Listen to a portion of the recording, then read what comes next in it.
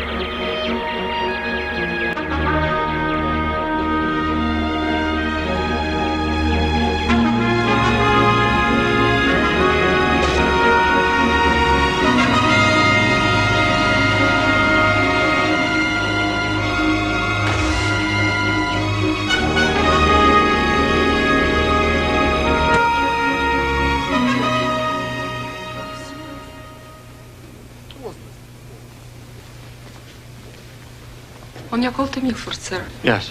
There seems to be some problem. What? Line's down. Was something wrong? There is no indication. It's very common.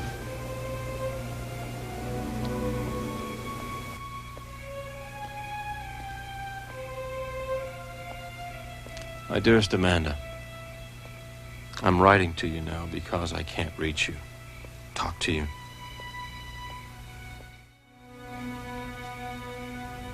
Everything has moved so fast since I got here. It's already a part of my past.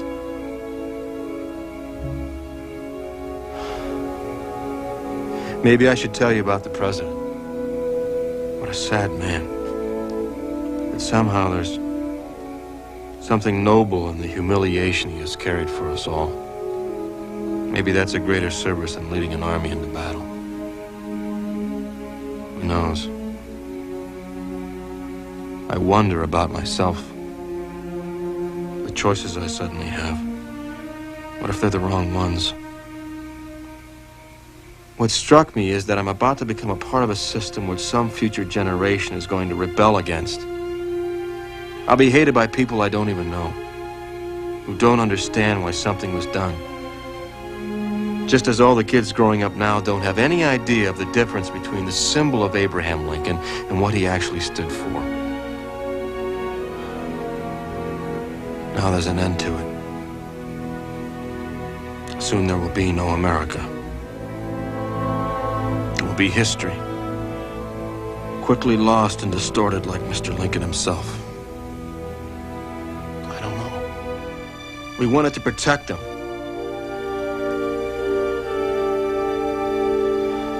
I suppose there will have to be new revolutions, with new generations who will have to discover the values which our forefathers handed down to us.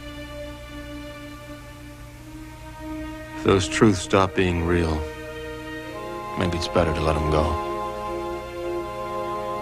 Let some new generation discover as though for the first time. Maybe freedom is just one of those things you can't inherit.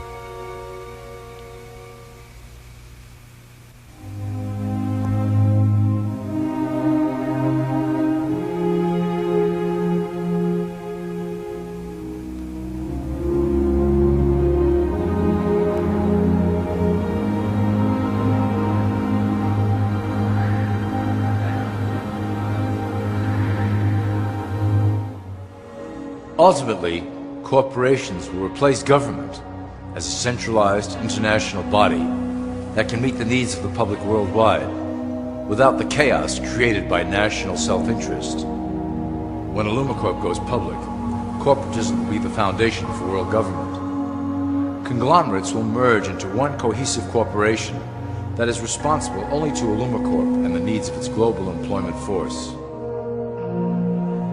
Illumicorp's control of the American military is another impressive tool in our possession.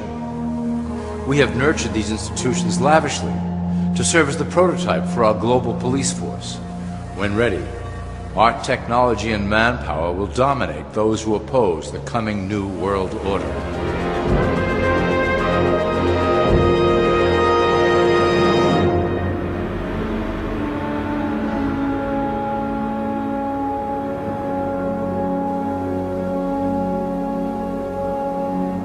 Like most Americans, the course of my life has not been what I expected it to be.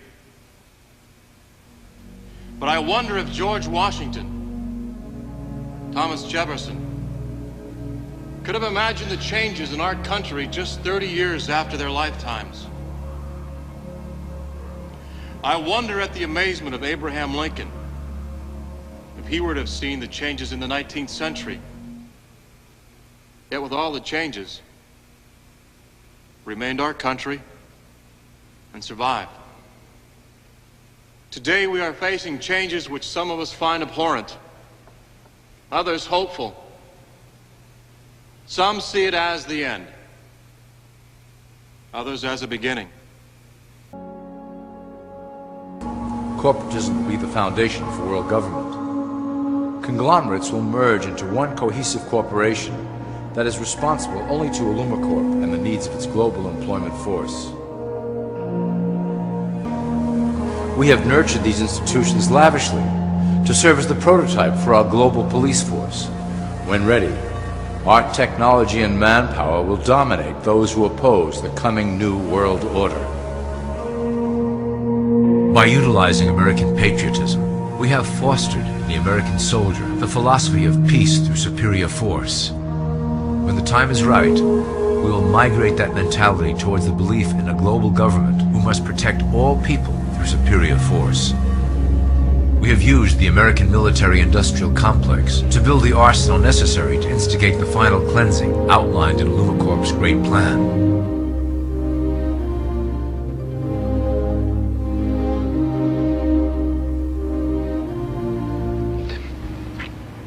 Soon our ability to help you will be limited. You'll have to survive on your own. I wonder if we shouldn't show a little bit more concern for Mr. Bradford. Well, it's nice to have your respect, Andre. I wouldn't bet against her, Andre. She is a woman who loves a combat. Too dangerous for me. Well, aren't we fortunate we all want the same thing? Yes, power. The power to make a better world. Yes, a better world. Power is like sex. We surround our lust with the vocabulary of love, but at the end, maybe it is simply lust after all. A two-party system benefits Illumicorp in that it reduces all issues into a black and white debate. Through media, we can play side against side, using each where necessary to support our goals. Due to a diminishing faith in the system among the public, Illumicorp has designed a rogue candidate program to provide a voice for the dispossessed. This disperses the impetus for dissent among those who do not feel represented by our candidates and builds a database of potential dissidents. Tell me about this little detail. It is nothing. I think Marion has her own agenda. I don't trust her. And we do not trust you.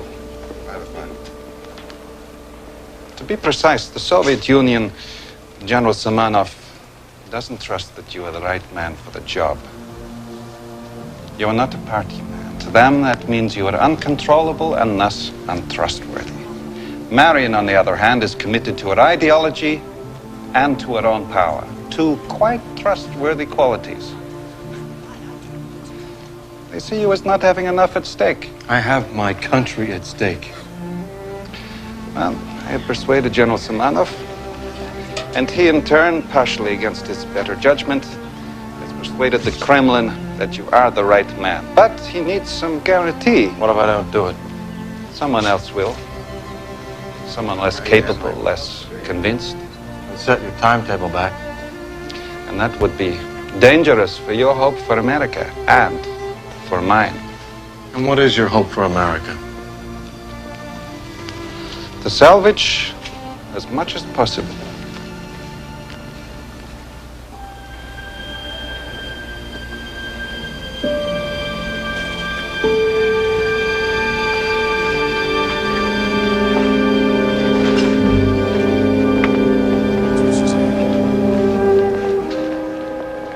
Admittedly, religion is losing its power for control. However, the fanaticism that has arisen due to this decline is particularly helpful to Lumicore. Our invisible influence in the church has helped bring the Christian fundamentalists out of the background.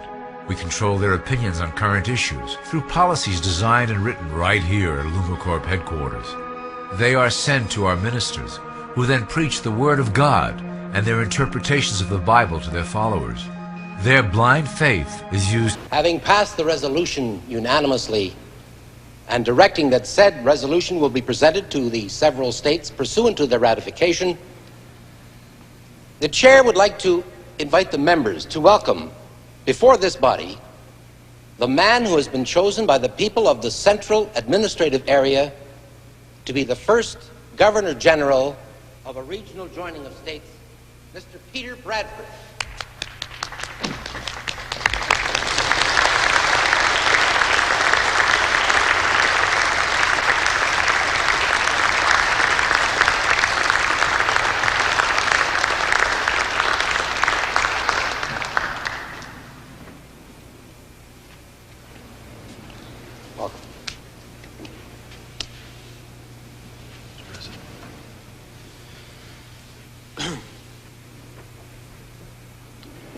Speaker, Mr. President, Mr. Vice President, members of Congress, I come before you today with a great sense of humility. Never expected to be here.